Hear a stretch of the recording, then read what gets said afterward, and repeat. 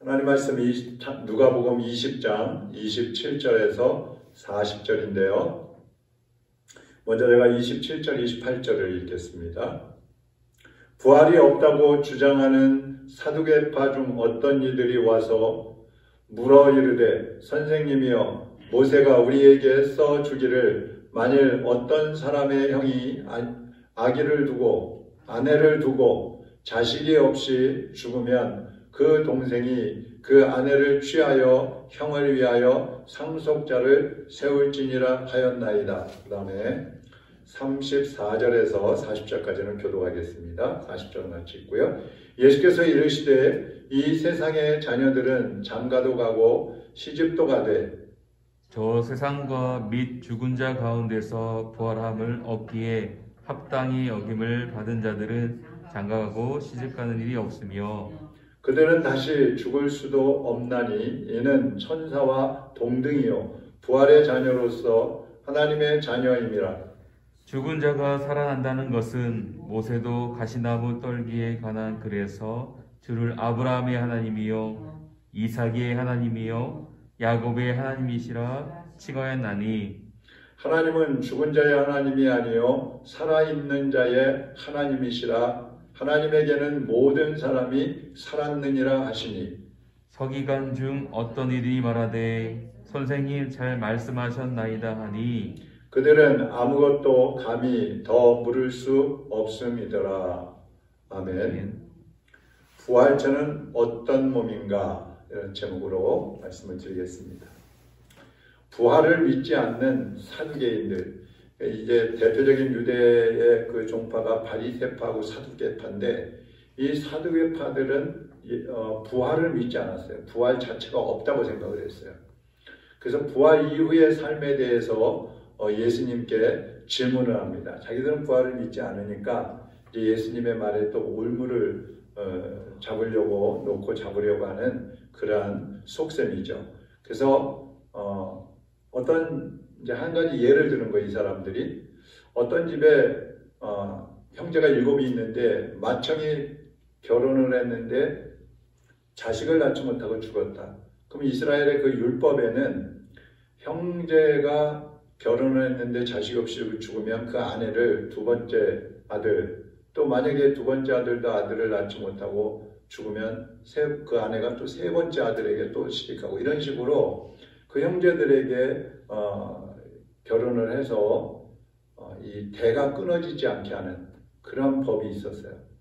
그러니까 이 사두개파들이 이제 그 얘기를 하는 거예요. 그래서 7명의 아들이 있었는데 첫 번째 형에게 시집갔던 아내가 자녀를 낳지 못해서 두 번째, 세 번째, 네 번째 형제들이 다 죽고 7번째까지 했는데도 자녀가 없이 죽었다.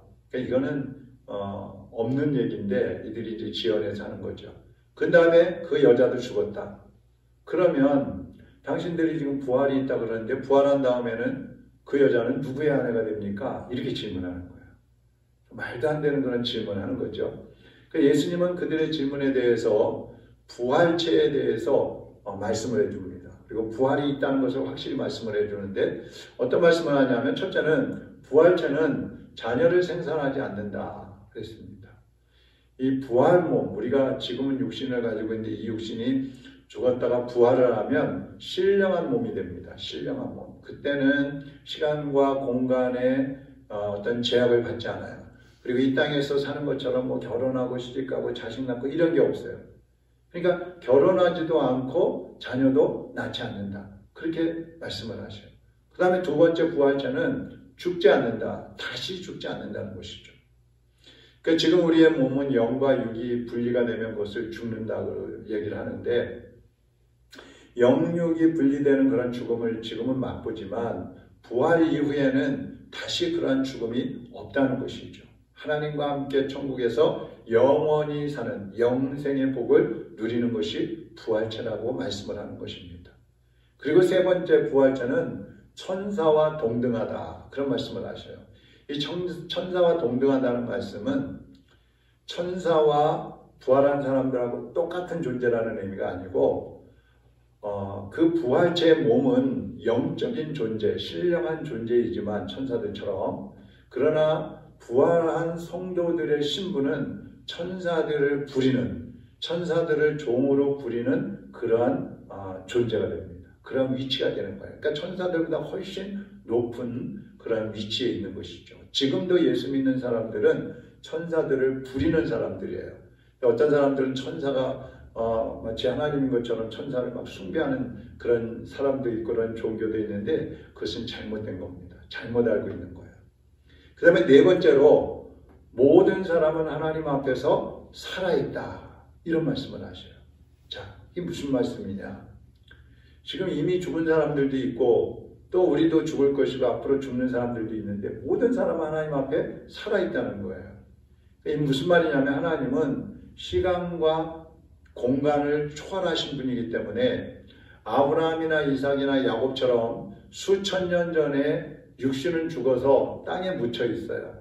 그렇지만 그들도 언젠가는 부활할 것이기 때문에 하나님 보실 때에는 그들 자체도 그들조차도 살아있는 존재들이라는 거예요.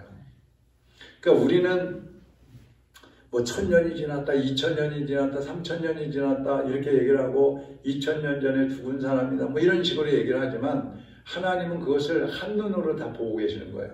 태초에 인간이 창조하실 때부터 이 세상이 종말하는 때까지 한눈에 하나님은 한 번에 보고 계셔요.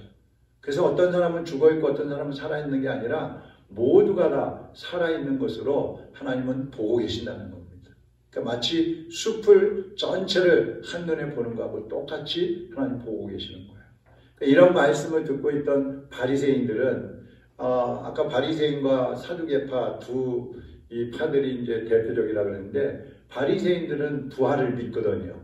그러니까 주님이 말씀하시는 걸 듣더니 맞습니다. 예수님 말씀하는 게 맞아요. 옳아요. 그러면서 사두개파가 잘못됐다고 그렇게 얘기를 합니다. 그러니까 이 사두개파는 부활을 믿지 않고 바리새파는 부활을 믿는데 그 부활을 믿으니까 잘하는 것 같잖아요. 그런데 이 바리새파들의 문제는 교만이에요. 교만해서 예수님을 메시아로 믿지 않고 십자가에 못 박아 죽여버리는 죄를 짓게 되는 것입니다.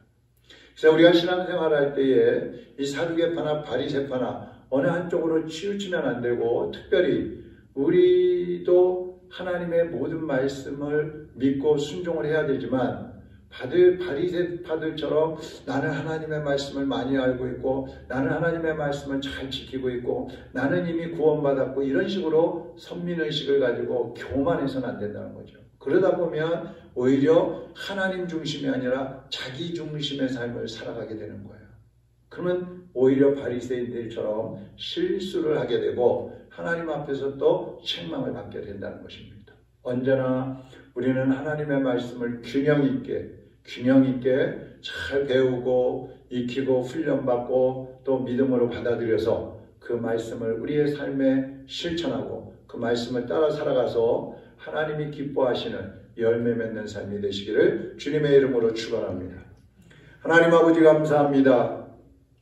우리가 이 땅에서 사는 것으로 끝난다면 아무런 소망 없이 살다가 절망 가운데 다 지옥으로 갈 수밖에 없지만 우리에게는 부활이 있고 영생이 있음을 주님이 확실히 말씀해 주셨고 우리에게 가르쳐 주셨기에 우리가 그 부활의 소망을 가지고 오늘도 달려가고 있습니다. 이 땅에서는 때로는 질병도 있고 사고도 있고 아픔도 고통도 절망도 있지만 그러나 다시 부활하고 생명을 얻고 하나님과 함께 영생을 누릴 그날을 바라보면서 오늘도 믿음으로 달려가고 있습니다. 사랑하는 성도들에게 더 큰 소망을 주시고 확신을 주시고 큰 믿음을 주시어서 흔들리지 않게 하여 주시옵소서. 균형 있는 믿음으로 주님을 향하여 나아갈 수 있게 하여 주시옵소서. 오늘 이 하루도 하나님께서 성령으로 주의 백성들을 인도하여 주시옵시고 또 오늘 하루를 어떻게 살아야 하는지 감동하여 주시어서 하나님 말씀대로 순종하며 살게 하여 주시옵소서. 우리 김영숙 권사님을 긍휼히 여겨주시고 이제 그 열이 내리고 몸에 통증이 없어지고 또 항암치료를 잘 받을 수 있는 그런 몸의 여건도 만들어 주셔서 예수님 안에서 태어나고 또 항암치료를 잘 받고 또 하나님 앞에 기도함으로 그 몸 안에 있는 모든 암세포들이 제거되고 치료되는 역사가 일어나게 하여 주시옵소서. 모든 성도들의 심령마다 육신마다 주님이 찾아가 주시고 손 얹어 주시어서 예수님 안에서 정결하고 깨끗하고 건강한 삶을 살아갈 수 있게 하여 주시옵소서. 오늘도 이 나라의 민족 속에 함께하여 주옵시고 갖가지 사고와 질병과 자연재해들이 일어나지 않도록 주님이 막아 주시옵시고 대통령과 위정자들이 하나님 앞에 엎드려 기도하며 겸손히 주님의 뜻을 받들어 섬기는 하나님의 백성들이 되게 하여 주시옵소서. 예수님의 이름으로 기도하옵나이다.